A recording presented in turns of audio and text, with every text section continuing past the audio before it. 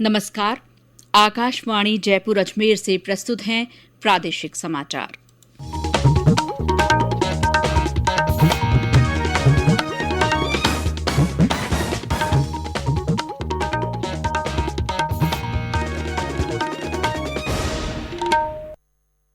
मुख्य समाचार। प्रदेश की 6 जिला परिषदों में से सवाई माधोपुर, जोधपुर और दौसा में कांग्रेस के, जबकि भरतपुर, सिरोही तथा जयपुर में भाजपा के जिला प्रमुख चुने गए। राज्य में करीब 69% वयस्क आबादी को कोविड का पहला टीका, वहीं लगभग 23% को दोनों टीके लगाए गए। प्रधानमंत्री नरेंद्र मोदी ने स्वास्थ्य कर्मियों से कोविड टीकाकरण अभियान में ढिलाई नहीं बरतने की अपील की। प्रदेश में सूखे और अतिवृष्टि के कारण 20 लाख हेक्टेयर क्षेत्र में खरीफ फसलों को नुकसान। और राज्य के पूर्वी और पश्चिमी जिलों में अगले एक सप्ताह अच्छी बारिश के आसार। समाचारों के साथ मैं शीला चावला। देश भर में 18 वर्ष से अधिक आयु वर्ग के लिए सरकारी केंद्रों में निःशुल्क कोविड टीकाकरण अभियान जारी है। युवाओं से आग्रह है कि टीका जरूर लगवाएं और अन्य लोगों को भी इसके लिए प्रेरित करें। जब तक आवश्यक न हो, घर से बाहर न निकलें और सुरक्षा के 3 उपायों का पालन करें। मास्क लगाएं, 2 गज की सुरक्षित दूरी बनाए रखें, हाथ और चेहरा साफ रखें। और अब समाचार विस्तार से। प्रदेश के 6 जिलों में आज जिला प्रमुख तथा 78 पंचायत समितियों में प्रधान का चुनाव शांतिपूर्ण संपन्न हो गया। 3 जिलों में कांग्रेस, जबकि बाकी 3 में भाजपा के जिला प्रमुख निर्वाचित हुए हैं। सवाई माधोपुर से सुदामा देवी, जोधपुर में लीला मदेरणा तथा दौसा में हीरा लाल कांग्रेस प्रत्याशी के रूप में विजयी घोषित हुए। भरतपुर में भाजपा के जगत सिंह और सिरोही में भाजपा के अर्जुन पुरोहित जिला प्रमुख चुने गए। जयपुर में सबसे रोचक मुकाबला हुआ तथा बहुमत के बावजूद कांग्रेस अपना बोर्ड नहीं बना पाई। यहां भाजपा की रमा देवी ने 1 वोट से जीत दर्ज की। रमा देवी कांग्रेस के टिकट पर जिला परिषद सदस्य निर्वाचित हुई, लेकिन आज सुबह उन्होंने भाजपा की सदस्यता ग्रहण कर ली। भाजपा ने उन्हें अपना उम्मीदवार बनाया। कांग्रेस ने रमा देवी को 6 साल के लिए पार्टी की सदस्यता से निलंबित कर दिया है। पार्टी के प्रदेश अध्यक्ष गोविंद सिंह डोटासरा ने ट्वीट कर कहा कि पार्टी विरोधी गतिविधियों में शामिल अन्य लोगों के खिलाफ भी कार्रवाई की जाएगी। सवाई माधोपुर में 3 पंचायत समितियों में भाजपा के, जबकि 4 में कांग्रेस के प्रधान निर्वाचित हुए हैं। भरतपुर में 10 पंचायत समितियों में कांग्रेस, जबकि 2 में निर्दलीय प्रधान बने हैं। सिरोही में 5 पंचायत समितियों में भाजपा के 4, जबकि 1 कांग्रेस का प्रधान चुना गया है।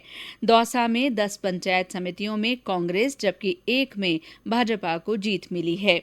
जयपुर में अब तक घोषित 6 परिणामों में से 5 में कांग्रेस के प्रधान बने हैं, जबकि 1 पंचायत समिति में भाजपा का प्रधान चुना गया है। इन 6 जिलों में कल उप जिला प्रमुख और उप प्रधान के चुनाव होंगे। प्रदेश के 6 जिलों में जिला परिषद और पंचायत समिति सदस्यों के चुनाव में इस बार महिलाओं ने बाजी मारी है। जिला परिषदों की 200 सीटों में से महिलाओं ने 110 सीटें जीती हैं। इस तरह उन्हें जिला परिषदों में 55% सीटें हासिल हुई हैं। जोधपुर जिला परिषद में तो ये प्रतिशत 68 हो गया। यहां तक कि इस बार महिलाओं ने कई अनारक्षित सीटें भी जीती हैं। चुनाव वाले 6 जिलों में पंचायतों में महिलाओं की जीत का प्रतिशत 56 से भी अधिक रहा है। इन जिलों की 78 पंचायत समितियों के 1564 वार्डों में से 886 में महिलाएं काबिज हो गई हैं। प्रदेश में करीब 69% वयस्क आबादी को कोविड का पहला टीका लगाया जा चुका है, जबकि करीब 23% वयस्क जनता को कोविड के दोनों टीके लगाए जा चुके हैं। राज्य में अब तक 4 करोड़ 70 लाख से ज्यादा टीके लगाए गए हैं। आज भी 2000 से ज्यादा टीकाकरण सत्र आयोजित कर 2,04,000 लोगों को टीके लगाए गए। स्वास्थ्य विभाग को आज केंद्र से 8,83,000 से ज्यादा टीके प्राप्त हुए हैं। इस बीच सीकर से हमारे संवाददाता ने बताया कि जिले में कोविड टीकाकरण के मामले में उल्लेखनीय उपलब्धि हासिल की गई है। पहला डोज लगाने में जिला पूरे प्रदेश में प्रथम और दूसरा डोज लगाने के मामले में जिला दूसरे पायदान पर पहुंच चुका है। ये सब आमजन, चिकित्सा विभाग व प्रशासनिक प्रबंधन के दम पर संभव हो सका है। चिकित्सा विभाग की ओर से जारी आंकड़ों के अनुसार सीकर जिले के 81.14% लोगों के पहला टीका लग चुका है, जबकि 30.47 लोगों के वैक्सीनेशन की दूसरी डोज लगाई जा चुकी है। इसमें खास बात यह है कि युवाओं के वैक्सीनेशन के मामले में सीकर जिले ने प्रदेश के कई जिलों को पीछे छोड़ दिया है। अब जिला प्रशासन व चिकित्सा विभाग ने इस महीने तक पहली डोज लगाने के मामले में 90% रिकॉर्ड हासिल करने का लक्ष्य बनाया है। बालमुकुंद जोशी, आकाशवाणी समाचार, सीकर। देश में अब तक 68 करोड़ 75 लाख से अधिक कोविड टीके लगाए जा चुके हैं। पिछले 24 घंटे में 25 लाख 23 हजार से ज्यादा टीके लगाए गए। प्रधानमंत्री नरेंद्र मोदी ने स्वास्थ्य कर्मियों से टीकाकरण अभियान में जरा भी ढिलाई नहीं बरतने की अपील की है। उन्होंने कहा कि भारत के टीकाकरण अभियान की सफलता प्रत्येक भारतीय के परिश्रम और सबके प्रयास का परिणाम है। वे आज वीडियो कॉन्फ्रेंसिंग के माध्यम से हिमाचल प्रदेश में कोविड टीकाकरण कार्यक्रम के लाभार्थियों और स्वास्थ्य कर्मियों से बात कर रहे थे। प्रधानमंत्री ने स्वास्थ्य कर्मियों को उनकी उपलब्धि और सेवाओं के लिए बधाई दी। देश में पिछले 24 घंटे में 38,948 नए कोविड रोगियों की पुष्टि हुई है। वर्तमान में 4,0874 रोगियों का उपचार चल रहा है। कल 43,903 कोविड रोगी स्वस्थ हुए। इसके साथ ही अब तक 3,21,81,000 से अधिक मरीज स्वस्थ हो चुके हैं। कोविड से ठीक होने की दर 97.44% है। इधर राज्य के 3 जिलों में आज कोविड के 8 मामलों की पुष्टि हुई। सबसे ज्यादा 4 नए मरीज बाड़मेर जिले से रिपोर्ट हुए हैं। स्वास्थ्य मंत्रालय ने कहा है कि देश में कोविड का जीनोम सीक्वेंसिंग और विश्लेषण तेजी से बढ़ा है। मंत्रालय ने कहा कि राज्यों में कोविड संक्रमण बढ़ने के साथ ही सीक्वेंसिंग के काम में तेजी आई है। मंत्रालय ने कहा कि इस साल फरवरी में महाराष्ट्र और पंजाब तथा दिल्ली में कोविड मरीजों की संख्या बढ़ने के साथ ही सीक्वेंसिंग में बढ़ोतरी हुई थी। राज्यों को सीक्वेंसिंग के सैंपल की सही जानकारी भेजने को कहा गया था। मीडिया में कोविड-19 के जीनोम सीक्वेंसिंग और विश्लेषण में तेजी से कमी होने की खबरों के बाद सरकार की तरफ से ये स्पष्टीकरण आया है। कोविड संबंधी राष्ट्रीय हेल्पलाइन नंबर हमारी वेबसाइट newsonair.gov.in पर उपलब्ध है। ये समाचार आकाशवाणी जयपुर अजमेर से प्रसारित किए जा रहे हैं। प्रादेशिक समाचार बुलेटिन आप हमारे ट्विटर हैंडल @AIR_News_जयपुर, फेसबुक पर AIR न्यूज राजस्थान और यूट्यूब पर राजस्थान AIR न्यूज पर भी सुन सकते हैं। समाचारों में आगे बढ़ने से पहले कोविड टीकाकरण संदेश। समझो बहना भाई, करो ना तुम अब लापरवाही, यही बात सबको समझाएं, चलो चलो वैक्सीन लगवाएं।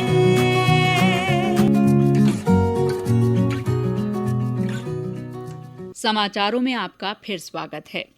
प्रदेश में सूखे और अतिवृष्टि के कारण करीब 20 लाख हेक्टेयर क्षेत्र में खरीफ की फसल को नुकसान हुआ है।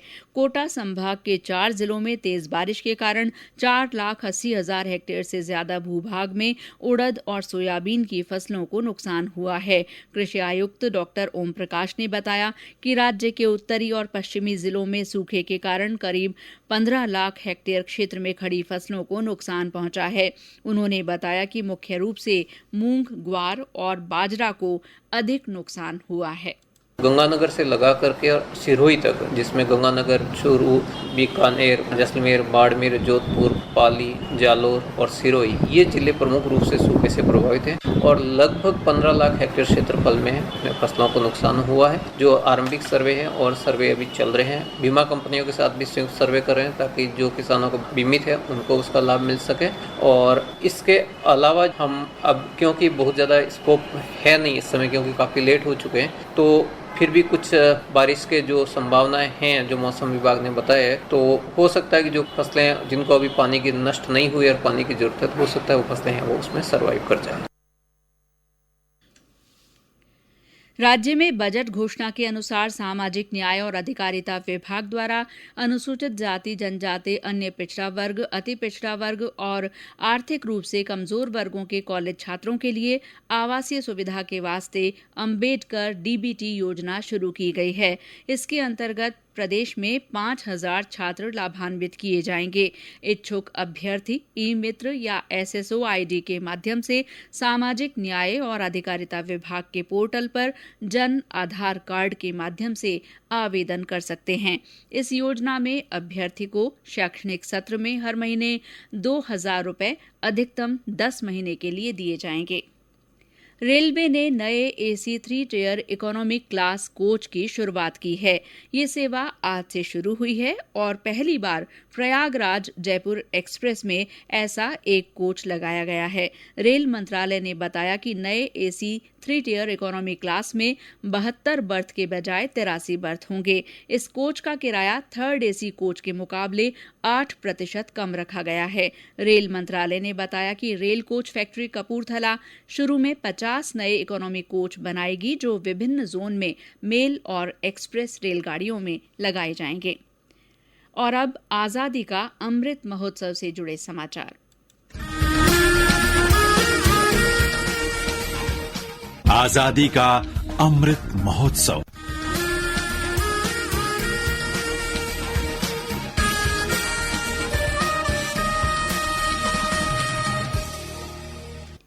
आजादी का अमृत महोत्सव के तहत आकाशवाणी समाचार जयपुर की ओर से शुरू की गई संदेश श्रृंखला में आज प्रस्तुत है जोधपुर जिले के श्रोता राजाराम का संदेश।